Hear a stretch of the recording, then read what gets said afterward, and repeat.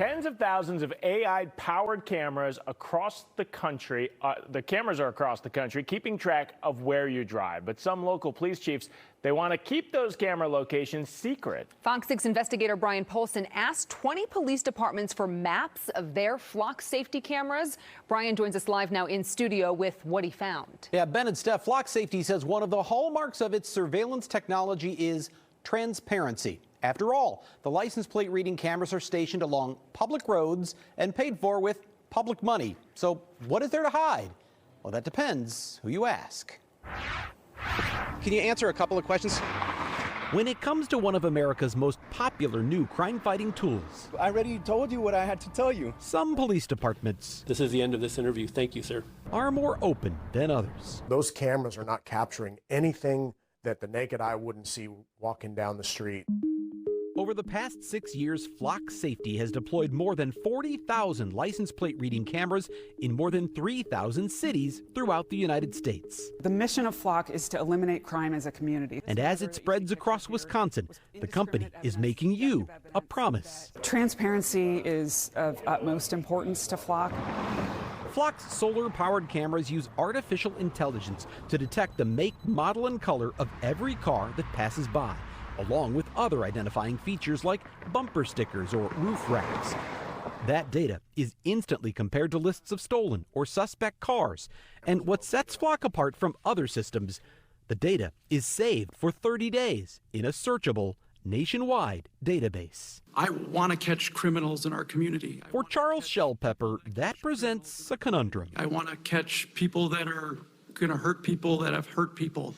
I don't want to catch every innocent person's traffic pattern. Shellpepper says he supports local police, but earlier this month, he was one of 4 Oconomowoc City Council members who voted against Police Chief James Pfister's plan to install FOX cameras. What questions do you truly have that we haven't answered? 4 others voted in favor. Approving the FOX camera system purchase. The mayor broke the tie. I don't think it matters what side of the aisle you're on this one.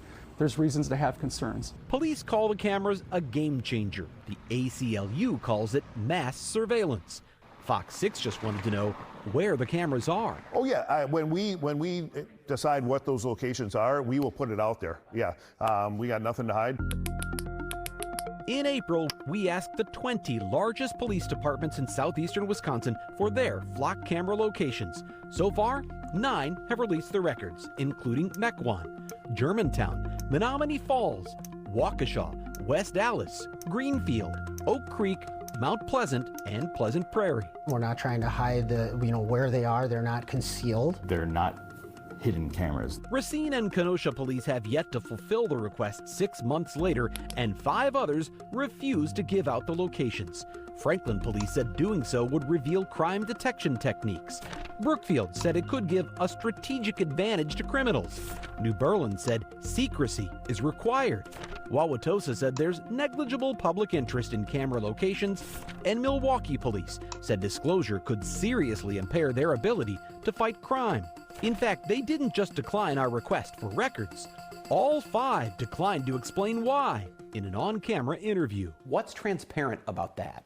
Nothing. Tom Kamenik is an open records attorney and founder of the Wisconsin Transparency Project. I think there's a whole lot of you have to just trust us. He says public oversight is important, and there's no evidence publishing camera locations will render them ineffective. We have plenty of places around the state and around the country that let the public know where these cameras are, and it's not causing those kind of problems. Why don't you want to talk about where these cameras are located? I tried to talk to Wauwatosa Police Chief James McGillis about it before a public meeting. They don't appreciate being approached this way. I even told him we'd be coming. I didn't want to approach you this way. I asked for a sit-down interview, and you declined. And I did decline, yes. Okay.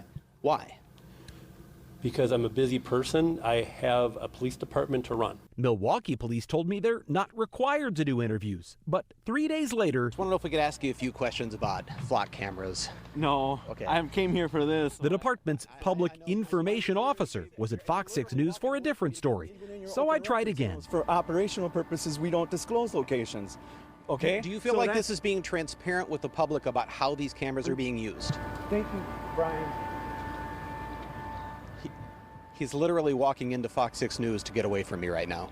He said I should talk to someone above him. Thank you. So I tried. Chief, could I have just a moment? But Police Chief Jeffrey Norman walked away too. I understand you have been trying to ambush a lot of people. No. I've been trying to sit down and do an interview. Eventually, Norman's chief of staff agreed to have Assistant Police Chief Paul Formolo answer my questions. But even then, I sense a reluctance by Milwaukee police, to want to talk about this. Why is that?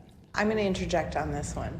First question. Yep, first question. the department filtered his responses. I don't want to go there. I'm not going to entertain that. So I'm going to, Brian, not entertain this line of questioning right now. When the assistant chief did answer, he said they're not using Flock for live surveillance, but to help detectives after a violent crime has been committed.